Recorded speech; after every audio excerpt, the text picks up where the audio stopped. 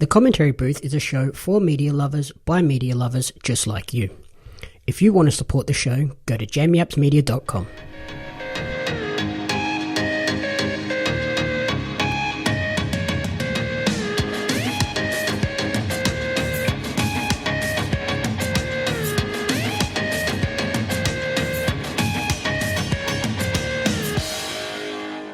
Welcome to the Commentary Booth, the ultimate weekly entertainment recap and review show. My name is Jamie Apps, and each week I'll be joined by a rotating cast of co-hosts to run you through the entertainment media we've consumed during the week. Along the way, we'll provide you with insightful commentary and reviews.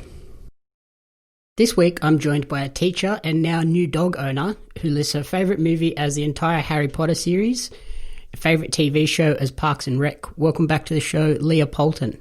Hey, happy to be here. I'm glad you mentioned my puppy. She's so cute. How is that all going? Well, little Piper came on Friday. We had a 14-hour drive. It was long. Oh, my God. Where did you get her from? Coffs Harbour. But she was she's the best. She's so cute.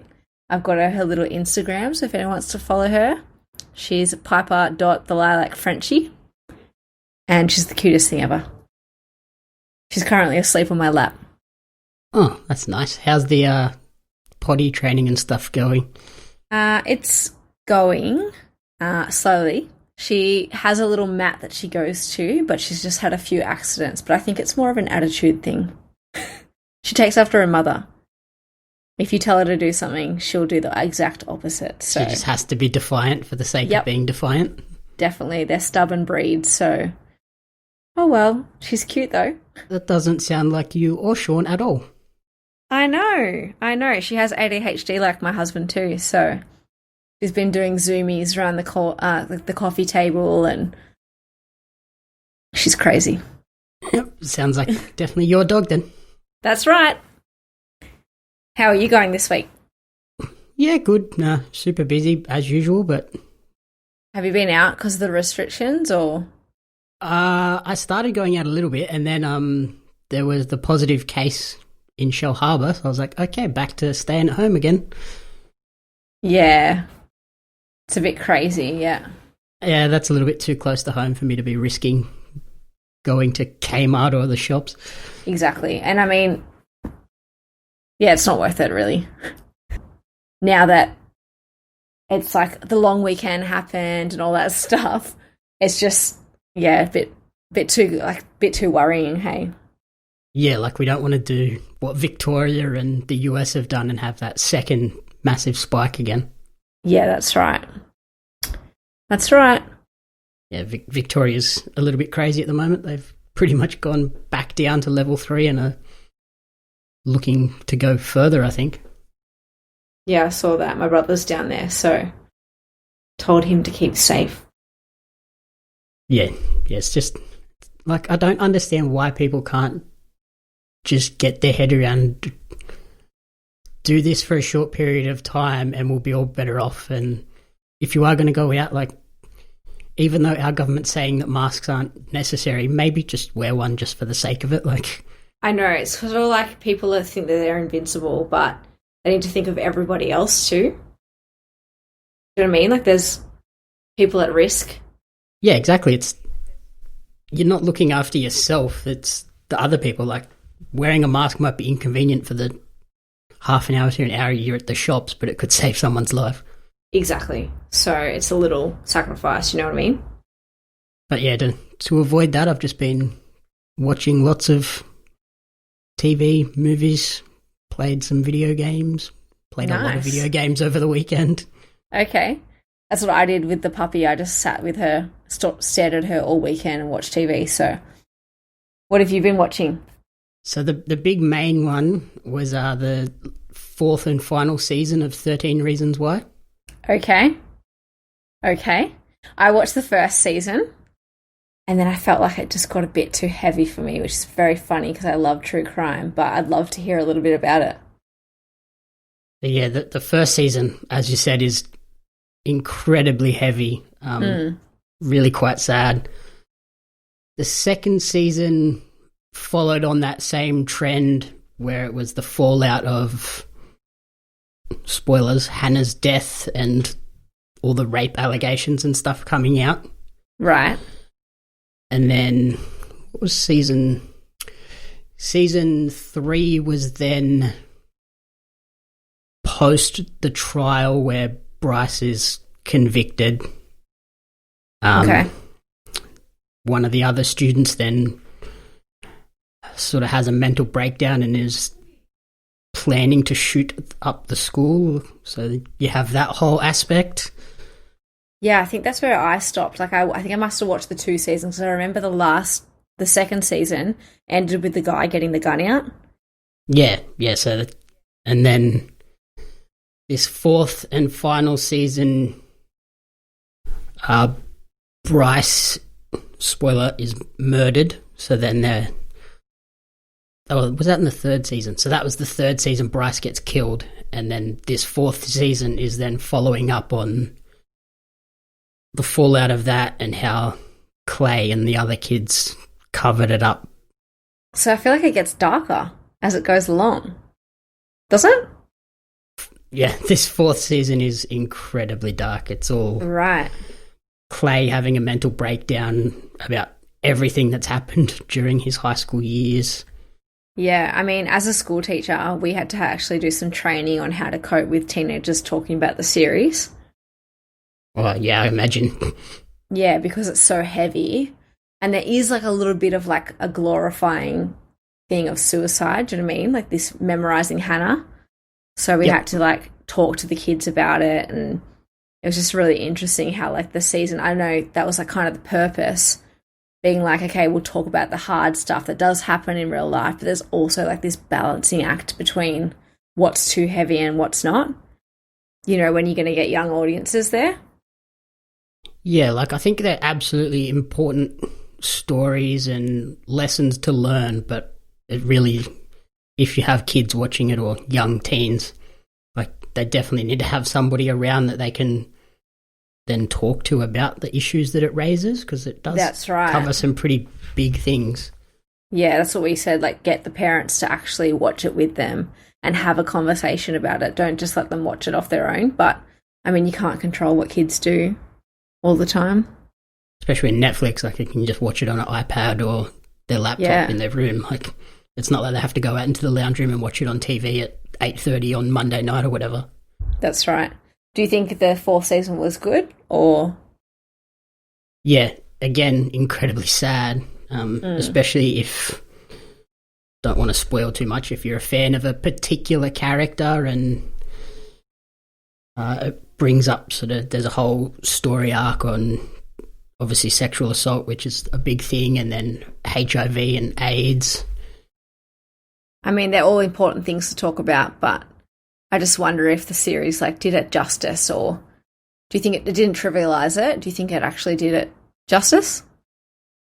Yeah, it did. I think it left, the way it covered the HIV was a little bit sort of stunted. It was really quick, and they just basically portrayed it as a death sentence, whereas you know these days there are medications and treatment plans. That's right, they kind of skimmed over it, do you think? Yeah, it was just like, okay, this person has HIV, and then within a couple of episodes they're on their deathbed, basically. Yeah, which is kind of like, I mean, that is a hard fact that can happen, but it's also a little bit irresponsible in terms of like you can show the other side of it too. Especially with this series that has had so much sadness throughout it, like it would have been nice to finish, because this is, they've said, the 4th and final season, this story's over after the high school ends. It would have been nice to finish on that positive note. Right, but they're just not. Even though you know he's still sick, like it would have been nice to finish on, okay, here's a slight positive. Yeah. So it doesn't have a positive ending? No, it's really sad. Yeah, that sucks. There's like a particular scene where I wish it had ended, where the kids are at prom, and it would have just been like the ultimate happy ending to just leave it there, and you don't need to know what happens after that, like for the rest of the end of school. Yeah. interesting. Didn't Selena Gomez direct it? She's one of the producers. Right. Okay. So, yeah, she's had obviously a pretty strong hand in leading where it went, and I thought so. And she's had her own mental health issues, so that's really interesting that she probably had a say in some of the events. Yeah, I think especially in this fourth season, there's a lot of LGBT representation. I think that was a big thing for this season as well. Oh, that's awesome, yeah. Because a lot of people like coming to terms with their sexuality and coming out to their parents and seeing it not be as bad as they expect. Yeah, and it's important for kids to see that, do you know what I mean? Because times are changing, well, we hope they are. And before, they never really showed that experience on TV. No, absolutely not. Like, I remember when we were growing up, you'd never see a gay couple on TV. No, exactly. So, like, there is such, like, there's strength in showing that on TV. I think that's really important. But as long as they understand the gravity of some of the damage that they can do if they do it irresponsibly. Yeah, I think the thing I took away from it the most was that there's a couple of characters in particular that come out to their parents, and their parents was like, yeah, we kind of suspected, we had a feeling. It wasn't a big deal surprise, like it wasn't a shock. Wasn't a big deal either. They was like, okay, yeah, bring your partner over, it's fine. I kind of hope for the day that we don't even have to come out, do you know what I mean? Like, it's just a normal thing. Like, we shouldn't have to make a big deal out of I'm gay or I'm this. Yeah, it's no different. Just like, this is my partner, we're having, like, come over for dinner. Yeah, exactly. I hope that'll happen one day. Hopefully. It should. Like, we're heading down that path, surely. Yeah. I've been watching, have you seen The Exposed, the case of Kelly Lane? No, what's that on? It's on Netflix. Okay. Have you heard about Kelly Lane and like what she's been accused of? I know the name, but I don't know why. Right. So I was like, I watch true crime all the time. I'm going to go to something local. So I watched this. It's a 3-episode series about Kelly Lane, who's a woman who lived in Sydney, and she's accused and convicted of murdering her baby Tegan. Oh, yep. I remember this case. Yeah. So she's been sentenced to like 18 years in jail. And the case like comes from another lady that's like, let's just open the field a little bit and find out a little bit more. And basically, she was like a water polo champion. And before she had baby Tegan, she actually had 2 other pregnancies that she carried. One, she had an abortion. Another one she carried to full term and gave it up for adoption before having baby Tegan. And no one said anything. No one asked her, are you pregnant? She played water polo, like really high up water polo in a swimmers, which is an aggressive sport.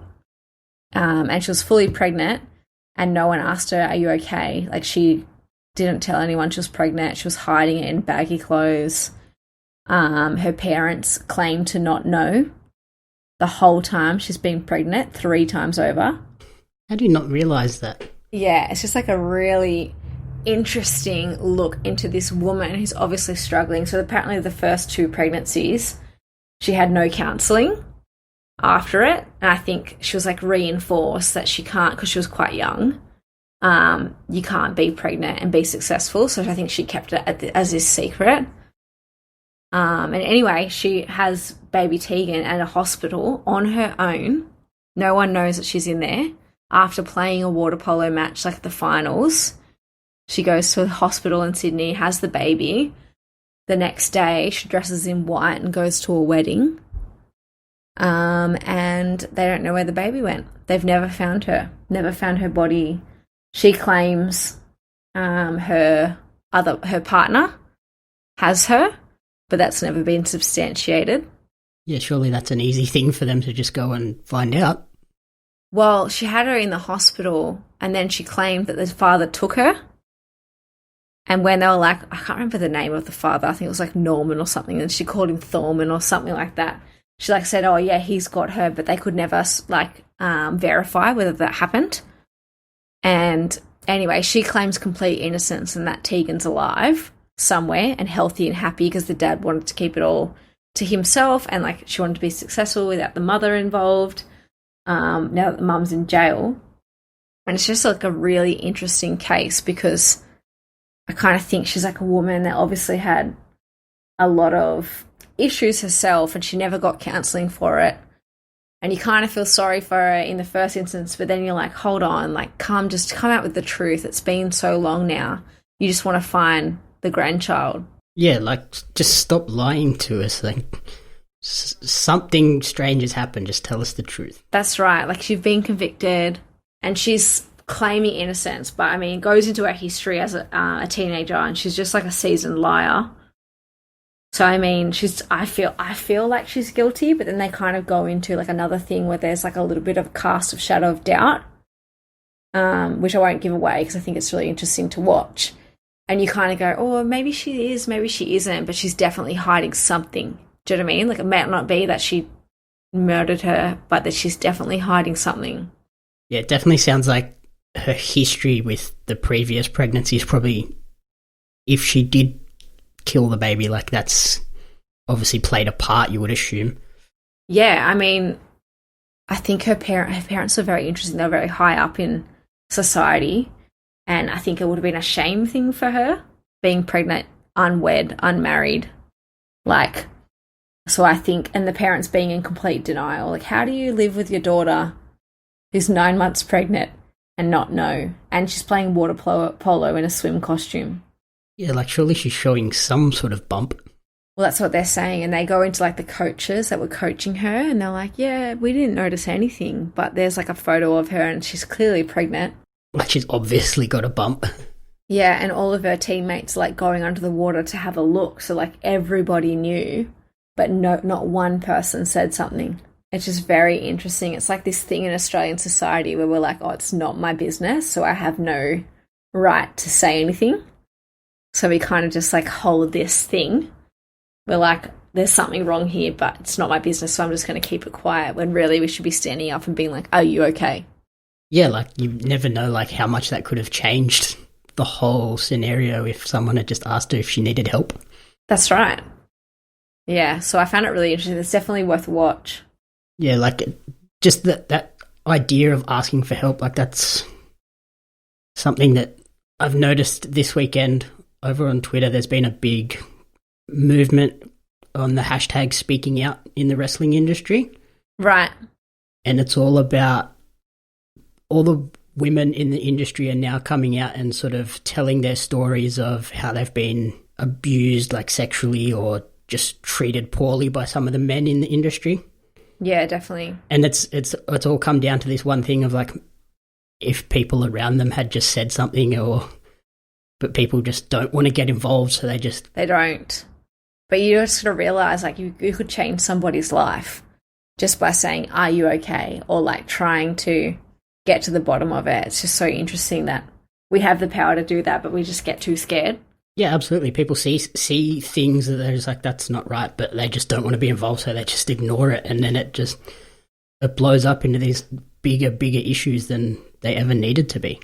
Yeah, and I mean, I always hope that if I see something, I'd say something, but you just never know till you're in that situation. I just know if I was in it, I would hope that someone could notice and just simply even like slip me a piece of paper. Are you okay? Or like you see those things in the toilet, like the toilets in the girls' stall, and they like go to the bar and say something about Rebecca, and they like save you. Like it's cool that there's things out there, but we just need to do more about it. Yeah, like the whole like I think it's the Ask for Angela or something at the bar campaigns. Yeah, that's it. And that's what I'm talking about. Yeah. Yeah, like they're such a good idea, but I've also noticed that they just put them on coasters in the bar. Like I know. It's not a secret. It should be a sort of secret thing. That's right, I know. And like so many women get put in those positions. And I mean, it's pretty brave to have to go up to the bar. What if someone overhears you or the guy that you're with like follows you? Because that can happen. Yeah, exactly. Yeah. Like, it's a scary situation to be in. That's right. I'm trying to think what else I've been watching. I watched on the sickening, scary situation front, the Jeffrey Epstein Filthy Rich doco on Netflix as well. Yeah, I watched it too. Oh my God, what a massive creep. What a man with such power. He just makes me sick. to look at. Like, I just can't believe that he got away with so much because he has so much money.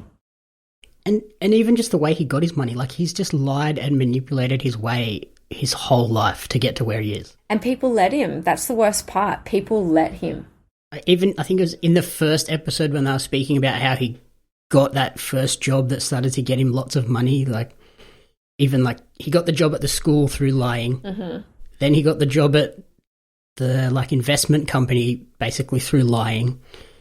And then that got him heaps of money. So then he could just do whatever he wanted, basically.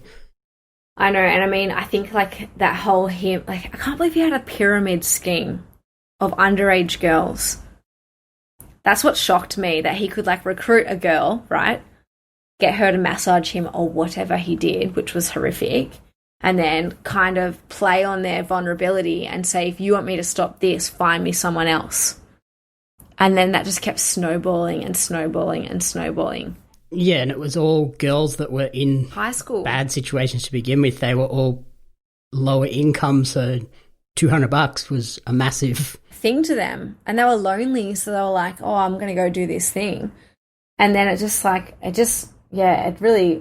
was quite shocking to watch, but very interesting. Like, it was pretty horrible that some of those girls ended up sort of getting charged and everything as well when they were victims. And that's what I noticed too, is there was this one girl that I watched her tell her story, and I was like, you are still suffering so much. I think she like brought her sister into it because he offered her a trip to Thailand to like better her career options. So she told her sister to come along, and then he obviously ended up molesting and raping her sister.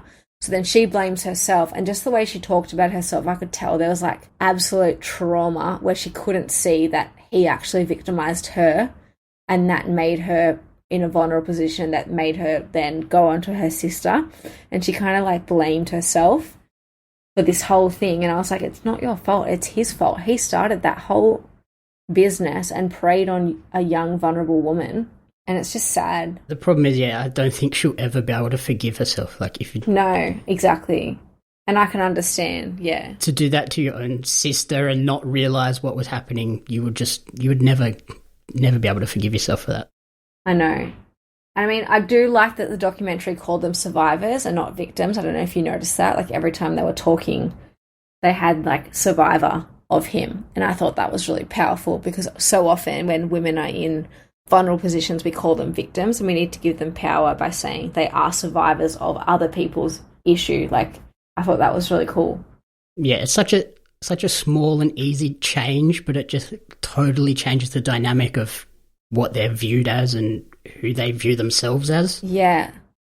I mean, language is such a powerful thing. I know, like, when I listen to my true crime podcast, I get so angry when they speak about people who have sex with their victim. I'm like, it's not sex, it's called rape. Just say it. Oh, absolutely, yeah. Yeah, it just frustrates me.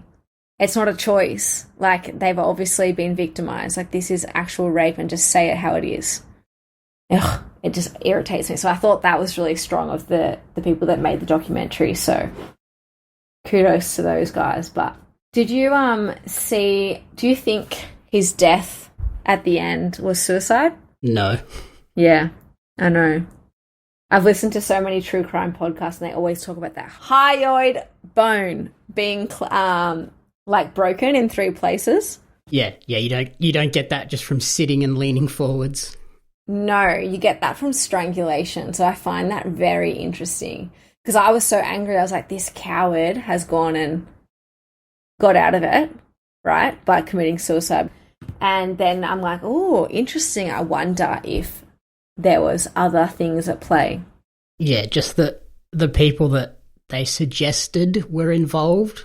They obviously bring up Donald Trump, Prince Andrew, Bill Clinton. Yep. As the sort of most prominent examples. Like, just those 3 alone, if he spoke, raises so many issues. That's right. And I think that's where the whole conspiracy theory comes from. Like, those people wouldn't want to be outed. Yeah, a lot of powerful people that could have been in a very vulnerable position. That Prince Albert, though, he's like, oh, I've never met that girl in my life.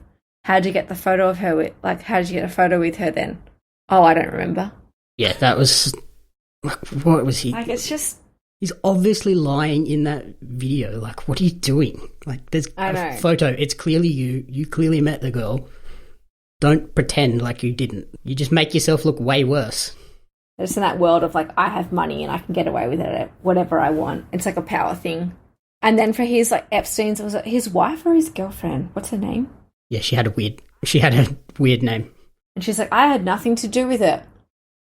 I didn't know anything about it. I'm like, yes, you did. There's no way you could have hung around that for so long and not known.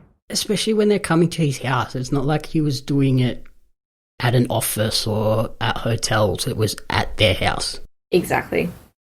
And she was involved. And on international trips. Like, they're on a plane with you. There's underage girls on a plane with you. Yeah, they went to an island, like a private island, where he could just do whatever he wanted. Like, those poor women. Can't imagine what they went through. Probably the last sad thing I watched was the Trial by Media documentary series. Right. Again on Netflix. I've been watching a lot of Netflix. So it's a 6-part doco which looks at how the media has played a role in 6 different legal cases. Yeah. 4 notable episodes that I picked out. There's episode 1, which is called Talk Show Murder, and it's about a man that was brought onto not the Ricky Lake show, but something similar to that. He's brought on there to find out which of his friends has a crush on him. Right. And it turns out that the friend is another man. Okay. And then he went and killed that friend after the show because he felt like embarrassed and didn't like what had happened on the show. Right. So then the show goes into how the media influenced that and the trial and everything. Interesting. Episode 2 is called The Subway Vigilante, and it's about a man that shoots 3 or 4 black teenagers on the train, claiming that they were trying to rob him. Right. And then obviously that's a massive story on the news in New York, so... Yeah. How does he get a fair trial? How does the whole situation play out? Right, when everyone's like already convicted him in their mind with it all over the papers. Like, you don't get a jury that's impartial. Yeah, but it was a mixture too, because there was people that were totally with him saying, yes, he was obviously being robbed and it was self-defense, but then there's all these other people being like, he shot them multiple times. Like, yeah. Once you shoot them once, they're stopped. They're not going to rob you anymore. And that's right. You could shoot up and scare them and run away. Like, there's other options he could have done. Yep. And then there's the 3rd episode, which is called 41 Shots, and it's pretty poignant at the moment in Black Lives Matter happening. It's a Kenyan or Nigerian migrant. He's standing in like the entrance to his apartment building, and he gets shot by the police 41 times. Right. Overkill? Yeah. Like, there's 4 or 5 cops, and they all just kept shooting until he stopped moving. Like, he's definitely dead. Yeah. I mean, it's so tough. Like, we need to tell more stories like that. I notice, like, I do love true crime, but a lot of it is based on white crimes. We need to talk about more about the marginal groups that don't get talked about. It's so important. Yeah, and this one, like, at the moment, like, it's just such a important story too, because it goes into how these cops were then tried, and because it was such a big story in the city that it happened, it had to then be tried outside in a different jurisdiction. Mm-hmm. But it got moved to a jurisdiction that went from primarily black people in the neighborhood to a neighborhood that was primarily white people. Right. So how do they do a trial of their peers when it's totally changed the dynamic of what's happening? Yeah, that's interesting. I bet you a lot of people don't think about that. Yeah, like, you wouldn't think of it as just like, okay, we have to move it somewhere else because everybody here knows about it. Yeah. But it also shouldn't be moved from one neighborhood that is going to draw in, say, 80% of the jurors would have been black, to one where 80% of the jurors are white. Yeah. Like, it just totally changes the whole dynamic. Crazy. And then the last episode that stood out was called Big Dan's. And again, it's on sort of the sexual assault front. It's about a lady that goes to a bar to get some smokes. She has a drink and then is raped by multiple people at the bar on the pool table. Oh my God. Everyone's standing around watching, so. It's just crazy what's out in the world these days. It's just horrible to think. That's why I've been watching Queer Eye. Okay. Have you watched it? No. I just when I get into my true crime thing, I just need to have something that's positive. And Queer Eye is definitely that. So the new season just came out. And I cry. I'm not a crier. Like, I am tough. I don't cry at anything. In the first 3 episodes, I cried my eyes out. Like happy tears or? Happy tears. I just found it was like so amazing. I don't know if you watched, did you ever watch the original Queer Eye? I watched bits and pieces of it, yeah, ages ago when that was first on. Yeah. They were saying that was about tolerance, like we tolerate gay people. And this new season's all about, like, we accept everybody. So they don't just do Queer Eye for men, they do every, so they do women. They had the first episode, like, that made me cry was a pastor. And he was actually gay, so he came out as gay and he was in the church and he struggled a lot with his, like, sexuality, and he was saying, like, if I can change one person's life to say you can come to church and we accept you, no matter what sexual orientation you have or your racial history, then I'm so glad that I'm in that position to be there. But it took him, like, so long to get there, and the Queer Eye people were like, your story is so important. And it just changed his life because he was, like, really struggling, and then, yeah, it was just amazing. And I just bawled on the lounge. My husband came home, he's like, are you okay? I said, no, this is amazing. It's the best. Yeah, that would have been a strange one to walk into. Like, why are you crying? I'm not sad, I'm really happy. I know. I'm really happy, yeah. So it's just like, I just find it, like, just so amazing. Like, they each have their own little talents, but it's just a positive show. Like, it gets to the real hard stuff like you were talking about. Like, there was this one episode that I saw and they got pulled over by a cop, and the Karamo, who's African-American, he was driving at the time and they couldn't understand why he was panicking. And he was like, this is what it feels like for black people to get pulled over by cops. Like, it induces panic because we've been taught to surrender and it could get dangerous. And it just talks about real stuff, but it also, like, gets to the heart of the issue and then flips it to a positive side about how we need to talk about these things and we can, like, build each other up and not just be ignorant. So it's really good. If anyone wants to watch it, it's a good happy tear.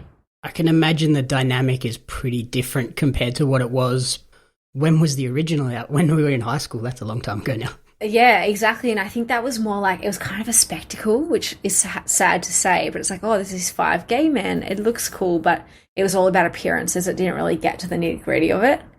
And this next season, it's definitely, like, it tells, like, different stories. Like, Tan's from, I can't remember where he's from, like Israel or something, and he's like, his parents don't accept him, but he's like, I wasn't going to come on this show because I didn't want them to see me. And then he was like, no, like, I should do this. This is so important because if my story can change something for someone else, then I want to do it. So, and it's fun. It's fun to watch. They get dressed up and the poor people are like, oh my God, I have 5 gay guys in my house that are just going to town on my stuff.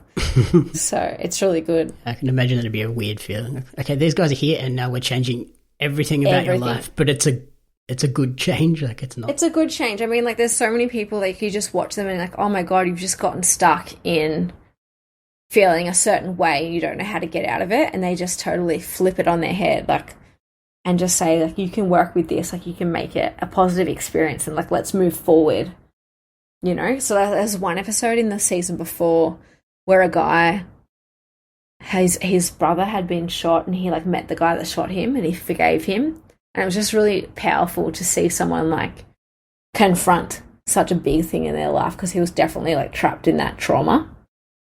So it definitely, like, it shows a different side to people that you don't realize. Like, I mean, I'm a privileged woman, so to watch other people's story and go, oh, okay, I have a lot of empathy for others going through some really tough stuff. So it's a good thing.